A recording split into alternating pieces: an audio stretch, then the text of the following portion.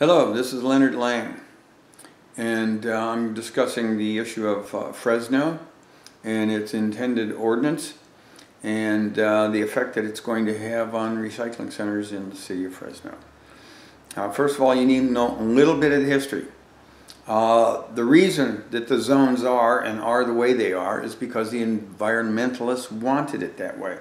So even though council said that they'd support changes, know thy enemy and know that you're going against the environmentalists. And do you want to do that? I see nothing wrong with it, especially this environmental organization. They don't seem to be as truthful as I would want them to be. Now, who are the customers of these recycling centers?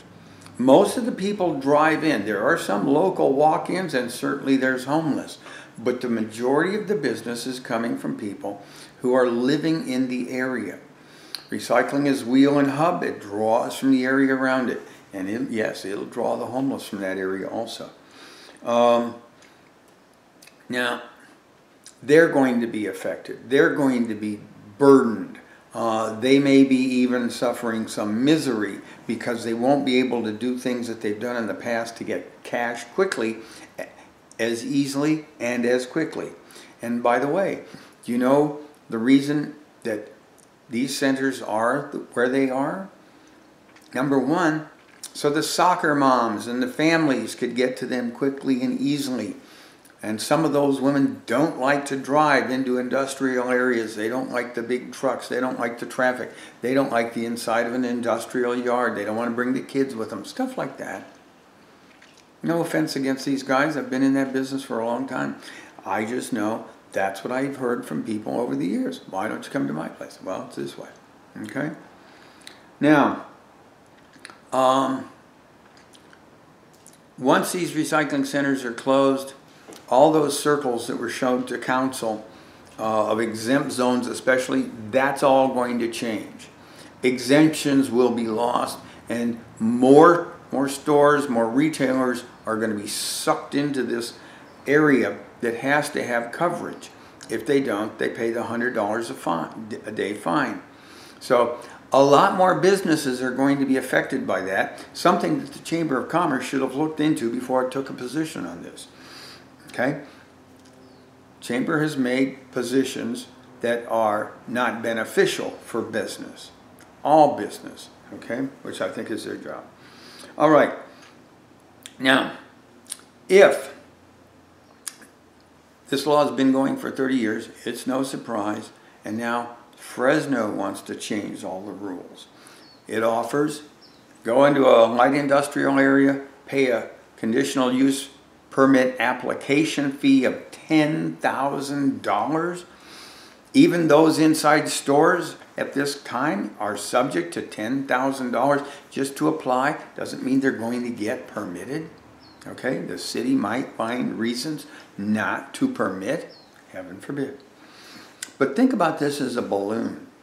These 647,000 containers per day, per location that Susan Collins from Container Research Institute spoke about.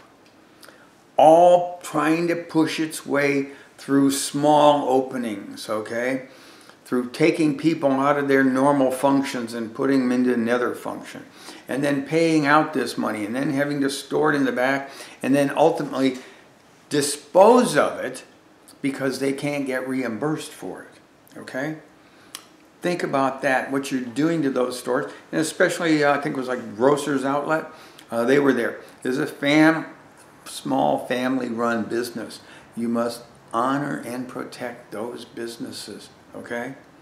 They're not making a lot of money. You're going to put them under duress, just trying to bring groceries to the local area, okay? Think about people like that.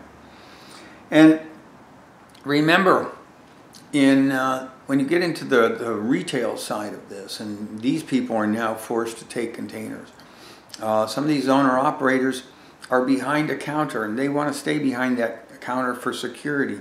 So there are security issues with this. Were those people consulted? I don't think so. And as these homeless look for an opportunity to get their income, their revenue. What about some of the neighborhoods they're going to be walking through to get to those industrial recyclers, which you're directing everybody to? I have one up here. Let's see. Wake up here. Here's skis in the middle, and Recycle is right up here. But over here we have Leavenworth Elementary School. Over here we have, I think it's Riley Park, and all the homes in between. So schools, churches, homes, they're going to go through those neighborhoods. I don't think the homeless are going away. I think too many of them may be locally generated, and this is their environment. And if they got to that breaking point where they're homeless, they're not going anywhere, okay? Think about things like that before we get to this next vote. So that's convenience zones in a nutshell. One other thing. One convenience zone operator was there to testify and said they had 400 locations, and they had been in Fresno. Currently, actually, they have now 305, 303 locations, and still decreasing. They had things that the sponsor of this ordinance said would be good options, like reverse vending machines. Reverse vending machines have never really worked well in California and still don't today. That's part of the problem, okay? And secondly, I would say that an average replanted would get a subsidy check on a monthly basis of at least $4,000, maybe $5,000. And even with that subsidy, they folded, okay? They closed their operations. They were not profitable. These people are local. They're family owned, they're local residents, owner operated, they're members of the community. These are good businessmen. You want to encourage men to go in business and people to go in business. Okay, I say men because so far they're all men. Where's the woman?